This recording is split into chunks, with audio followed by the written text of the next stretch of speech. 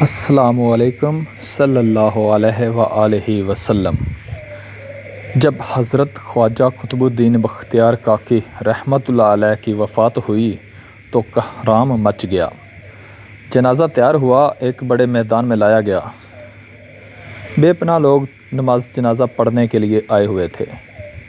انسانوں کا ایک سمندر تھا جو حد نگاہ تک نظر آتا تھا۔ جب جنازہ پڑھنے کا وقت آیا، ایک آدمی آگے بڑھا اور کہنے لگا کہ میں خواجہ قطب الدین بختیار کاکی رحمۃ اللہ علیہ کا وکیل ہوں۔ حضرت نے ایک وصیت کی تھی، میں اس مجمع تک وہ وصیت پہنچانا چاہتا ہوں۔ مجمع پر سناٹا چھا گیا۔ وکیل نے پکار کر کہا، حضرت خواجہ قطب الدین بختیار کاکی رحمۃ اللہ علیہ نے یہ وصیت کی کہ میرا جنازہ وہ شخص پڑھائے جس کے اندر 4 خوبیاں ہوں۔ پہلی، زندگی میں اس کی تکبیر اولیٰ کبھی قضا نہ ہوئی ہو۔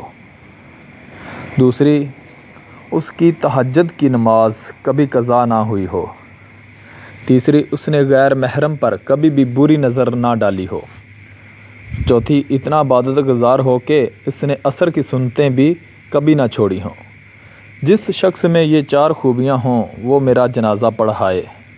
جب یہ بات سنائی گئی تو مجمع پر ایسا سناٹا چھایا کہ جیسے مجمع کو سانپ سونگھ گیا ہو۔ کافی دیر گزر گئی، کوئی نہ آگے بڑھا۔ آخر کار ایک شخص روتے ہوئے حضرت خواجہ قطب الدین بختیار کاکی رحمۃ اللہ علیہ کے جنازے کے قریب آئے۔ جنازے سے چادر اٹھائی اور کہا، حضرت آپ خود تو فوت ہو گئے مگر میرا راز فاش کر دیا۔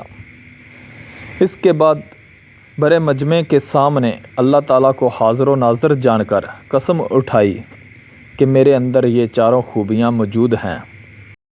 یہ شخص وقت کا بادشاہ شمس الدین التمش تھے۔ سبحان اللہ۔ اللہ حافظ۔